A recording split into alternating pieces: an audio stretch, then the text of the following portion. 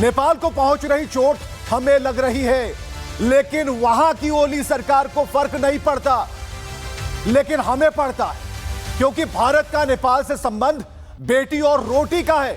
और जब जब नेपाल पर आपदा आई, भारत ने जख्मों पर मरहम लगाया और नेपाल को अपने पैरों को जमाने में मदद की।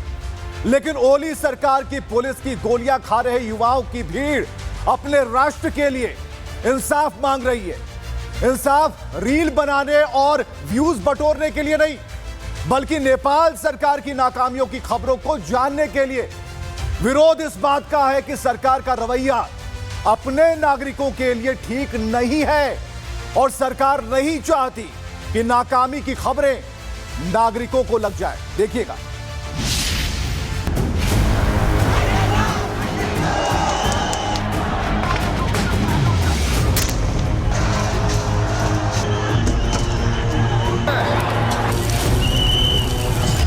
भारत के पड़ोसी मुल्क नेपाल में सड़क से लेकर सोशल मीडिया तक आग सुलग रही है।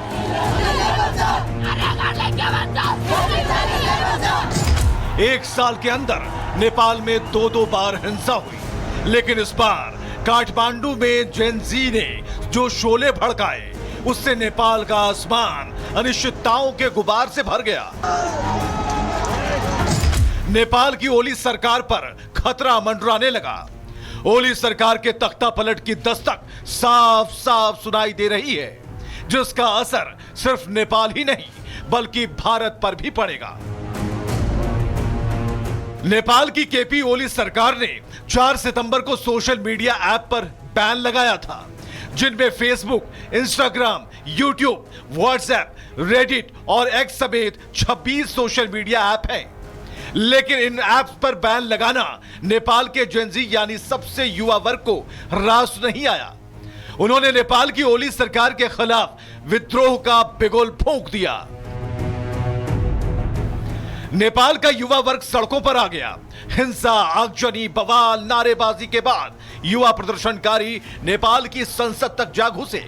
संसद के दोनों दरवाजे विद्रोह की ताकत से तोड़ दिए गए और तो और वहां की दरों दीवारों को क्रांति की मशाल से जला दिया गया। हालात इतने खराब हो गए कि नेपाल की पुलिस को फायरिंग करनी पड़ रही है। रबर की गोलियों से असर नहीं हुआ तो पुलिस बुलेट से बवाल को रोकने में लग गई। पुलिस की फायरिंग में कई लोगों की मौत हो गई, कई बुरी तरह से जख्मी हो गए। नेपाल की केपी ओली सरकार ने जो फैसला लिया, उसके ये नतीजे आना तो स्वाभाविक था, क्योंकि नेपाल की सत्ता में काबिज लेफ्ट गुटों का रुख चीन की तरफ सॉफ्ट रहा है। नेपाल की सरकार ने टिकटॉक, वाइबर, विटक, निम्बस और पोपो लाइव पर बैन नहीं लगाया, सिर्फ इसलिए क्योंकि टिकटॉक और पोपो चीनी कंपनियां हैं, जबकि वाइबर का मालिकाना हक जापान और निम्बस का नीदरलैंड की कंपनी के पास है। और इन सब के बीच सबसे बड़ी बात यह कि अगर नेपाल में बैन हुए ऐप रजिस्ट्रेशन के लिए मना कर देते हैं तो यूजर्स को उनके चीनी अल्टरनेटिव पर शिफ्ट होना पड़ सकता है। जैसा कि पहले बताया गया है कि नेपाल सरकार ने चीनी ऐप को पहले से रजिस्टर माना है, क्योंकि चीन में लगभग हर अमेरिकी ऐप का अल्टरनेटिव इस्तेमाल किया जाता है। तो हो सकता है नेपाल के लोगों को उन ऐप पर शिफ्ट होना पड़े और इससे चीन का सबसे बड़ा फायदा होगा। सवाल यह है कि क्या नेपाल की ओली सरकार चीनी कंपनियों को फायदा पहुंचाना चाहती है? क्या यह ओली सरकार चीन की तरह डिक्टेटरशिप पर उतर आई है? सवाल इसलिए क्योंकि यह कोई पहली बार नहीं है जब नेपाल हिंसा की भेंट चढ़ा हो। कुछ महीनों पहले ही हिंदू राष्ट्र की मांग को लेकर भी नेपाल से ऐसी ही तस्वीरें सामने आई थीं। साल 2006 और साल 2025 में नेपाल की सड़कों पर पूर्व नरेश ज्ञानेंद्र शाह का नाम गूंजा था, लेकिन दोनों ही सालों में वजहें अलग अलग थीं। 2006 में राजशाही समाप्त करने की मांग की जा रही थी, तो 2025 में लोग राजशाही की वापसी की मांग कर रहे हैं। मांग सिर्फ राजशाही की वापसी की नहीं, बल्कि देश को वापस हिंदू राष्ट्र घोषित करने की हो रही है। और यह बता रहा है कि लोकशाही और ओली सरकार ने नेपाल को हिंसा की आग में झोंक दिया है। ये बुजुर्ग लोग जो बैठे हुए हैं इस समय सरकार में का एक केपी शर्मा ओली हो या प्रचंड हो या जो भी हो, बस इनको सिर्फ अपना अपना जो इनकी भविष्य है, अपना जो भविष्य है इन पॉलिटिशियंस का, ये उसी को देखते हैं। ये अपनी खुशहाली चाहते हैं, इनको देश की कोई परवाह नहीं है। कभी रोहिंग्या, बांग्लादेशियों और घुसपैठियों के लिए नेपाल रास्ता बनने का काम करता है, तो कभी वहां की बढ़ती मुस्लिम आबादी नेपाल के साथ भारत के लिए खतरे का सबब बन सकती है। नेपाल में जब जब हिंसा फैलती है तो भारत के नजरिए से वहां के हालात पर नजर रखना बहुत जरूरी हो जाता है, क्योंकि भारत नेपाल में पड़ोस से आगे रोटी बेटी का रिश्ता है। भारत और नेपाल के बीच सीमाएं खुलती हैं, बड़ी संख्या में सामान कारोबारी रास्तों से गुजरता है। दोनों देशों को धर्म का मजबूत धागा भी बांधता है, जिसकी अहमियत राजनेता बखूबी समझते हैं। भारत नेपाल आपस में 1700 किलोमीटर की लंबी सीमा साझा करते हैं। उत्तराखंड, यूपी, बिहार, पश्चिम बंगाल और सिक्किम की सरहद नेपाल से लगती है। दोनों देश दुनिया की सबसे बड़ी हिंदू आबादी वाले मुल्क हैं, इसलिए यहां होने वाली हर हलचल हिंदुस्तान के लिए मायने रखती है, और खासकर तब जबकि पिछले कुछ समय से भारत नेपाल रिश्तों पर ड्रैगन की बुरी नजर पड़ी है।